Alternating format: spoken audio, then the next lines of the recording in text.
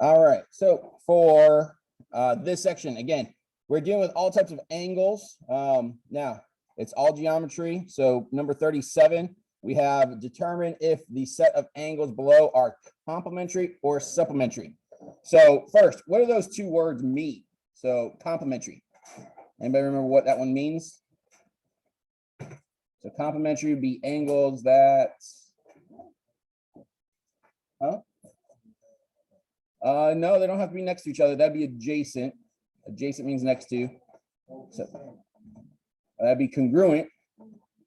I'll give you a hint. So notice the two below, we have sets of angles, right? We have one set, we had 1 degree and 179 degrees. The other one is 30 degrees and 60 degrees. What you got? Yeah. These two are dealing with sets of angles that add up to certain amounts. Complementary are angles that add up to 90. So angles, I'm bringing add to 90. Whereas supplementary would be angles that add to 180. So A would be supplementary. B then would be what? Complementary, because those two add up to 90. Now, on 38, fill in the blank. An angle measuring 180 degrees is called, and we talked about this the other day. So now we're only talking about one angle. So one angle that is 180 degrees. No, it's not neither of those two words. So this is one angle by itself.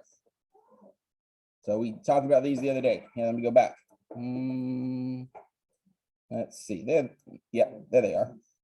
So obtuse was between between 90 and 180. If it's exactly 180, it's a straight angle. All right. If it's exactly 90, it's a right angle. So let me go back to that other side. So on this one, we have an angle measuring 180 degrees. It's called a straight angle. Whoops, what just happened? She jumped on me. Try again. Straight angle, and an angle measuring 90 degrees is called a right angle. So those two are important when it comes to talking about complementary and supplementary, because we might have two angles that are making up a straight angle, and then those two angles would be supplementary. We might have two angles that form a right angle, and then those two angles would be complementary. So now on 39, what is a complementary angle pair for an angle measuring 43? Well, again, complementary, that means that they're adding up to 90. So we just need to do 90 minus 43, which would give us what? 47, right? So 43 subtracted from 90 gave us 47. So a 43-degree angle and a 47-degree angle, those would be complementary. All right, on 40, match the description to the appropriate symbolic representation. So on here, let's see, we have a line segment with endpoints P and Q, where D and Q, where D between P and Q. That is just confusing. Okay, with the endpoint P, 2 points on. Match the description to the appropriate symbolic representation.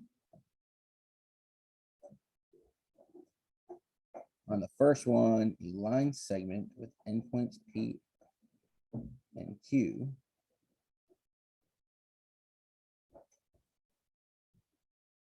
With D between. I don't even know what they want us to do there. Based on their answer choices, that makes no sense. We could draw a picture. We can talk about the different parts. But there's a lot of stuff going on there. What in the world do they do? Sorry, this is the only class I have that's liberal arts. And I did not look through the entire review packet. Let's see.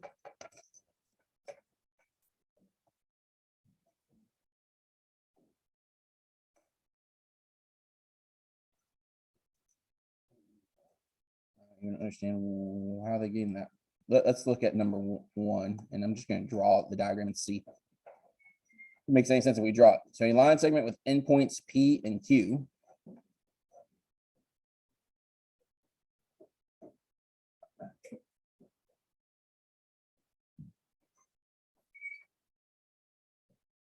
I don't know what all this extra stuff is. I like this. I don't know why we need any of that. They say that this is the answer for 1, which makes sense if they just gave you that first stuff. I don't know why they even threw in D. It has nothing to do with that. Number 2, a ray with endpoint P and 2 points on the ray Q and D. Again, they gave you way too much information here. It has an endpoint P, so it had to be B because that's the only ray that has an endpoint at P. Oops. On 3, a line. Well, C is the only one that's a line, so this has to be C. But again, they gave us so much information. I don't know why they would ask a question like that ever, but they just gave us a bunch of extra information with each one. So the line segment with endpoints P and Q. Again, you name it based off the endpoints when we're talking about a line segment.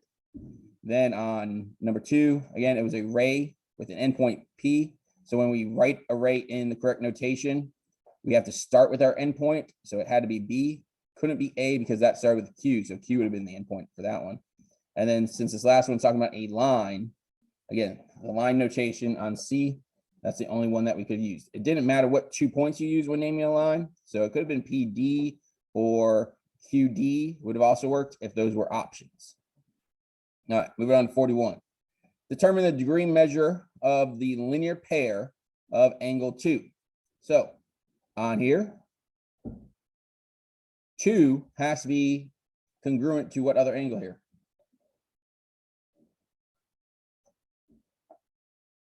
Is 2 congruent with 1? Is it congruent with 3? Is it congruent with the one that they gave to us?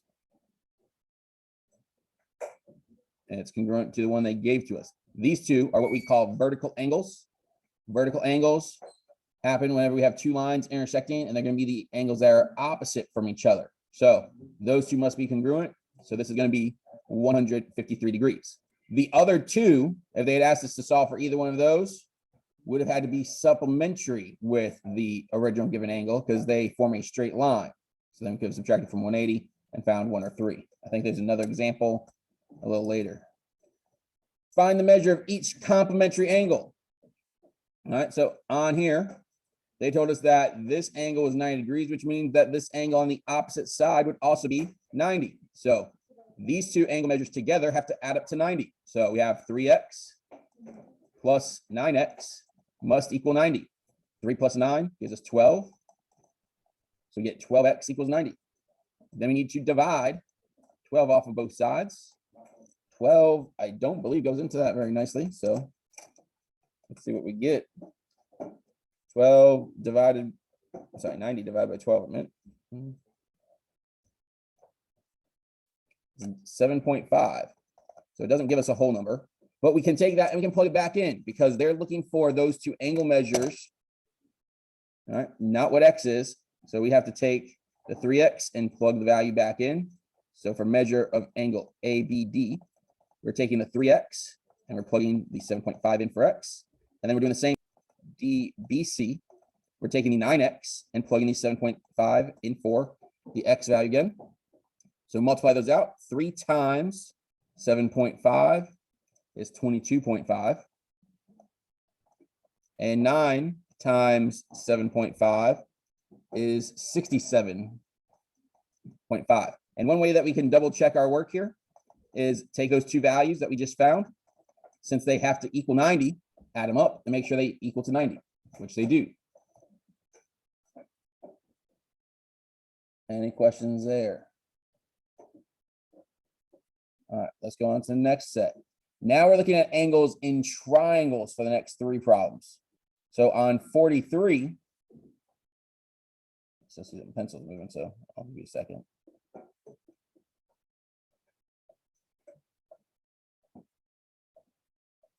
All right, on 43, we have 3 angles in a triangle.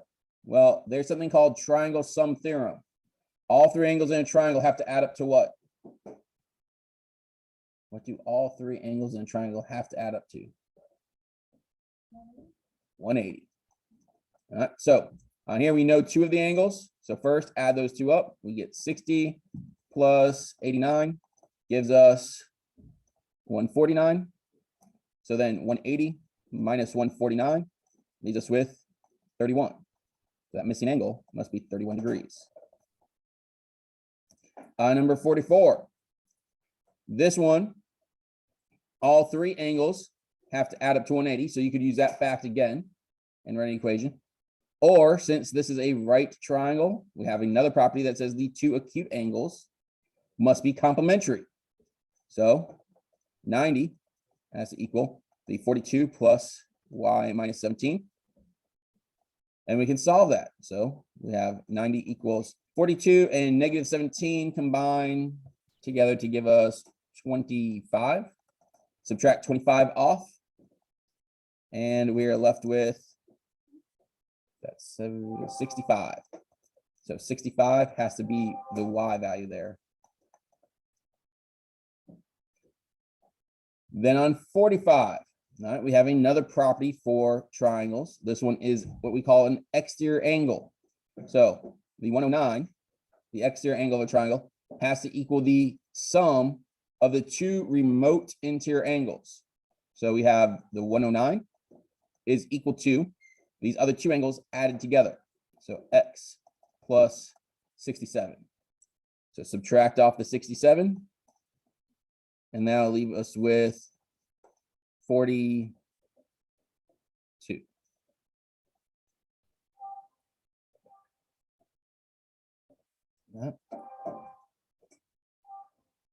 Sorry.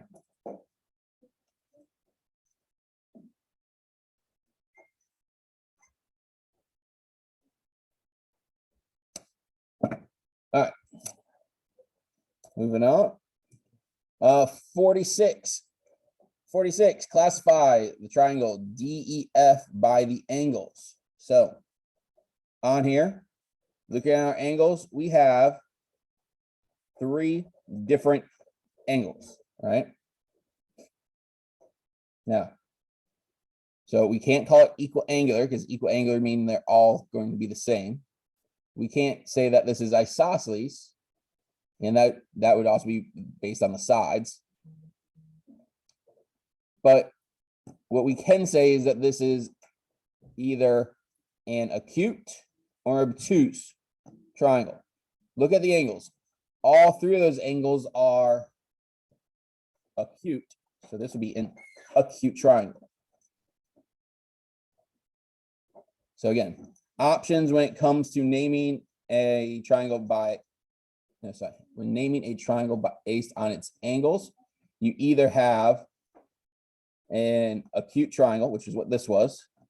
You could have had an obtuse triangle if you had one obtuse angle. You could have a right triangle if you had a right angle, or you could have an equal angular triangle if all the angles were equal. So those are our options when it comes to classifying by angles. Again, this one was acute. For number 47, classify the triangles based on its sides. So this time looking at sides, this is what we would call a scalene triangle, because all the side lengths are different. Options when it comes to naming by sides would be scalene, isosceles if we had two sides the same, or oops, I started writing the wrong thing, equilateral if all sides were the same. So again, those are our other options. This one is a scalene because all the sides are different. All right, going over to that other set that I had asked you to do. Number 69, and it was a true or false question. Linear pair of angles are also adjacent. Well, a linear pair is a pair of angles that forms a straight line, right? Linear means line, so we have a pair of angles that form a straight line. Are they also adjacent? Well, adjacent means next to. So does a linear pair always have to be adjacent? Yes, it does. So that's a true statement. On 70, all adjacent angles are linear pairs. I saw a head shake no, and that's correct. It is false. Whoops, what did I just do? False, because if I drew something like this, we have two adjacent angles. They are next to each other. But do they form a straight line? No. So again, if you can draw the first one and you don't have it meet the criteria of the second one, then it has to be false. All right, the last one from the homework was 71. Use the diagram to determine the angle relationships. Use the following vocabulary: linear pair, adjacent, complementary, and vertical. So on this one, 1 and 2. 1 and 2, these two are, you could say two things actually for these. So there's two options that work for part A. Anybody want to give me one that they think works for A? So look at just the ones that are up here. So we have linear pair, adjacent, complementary, and vertical.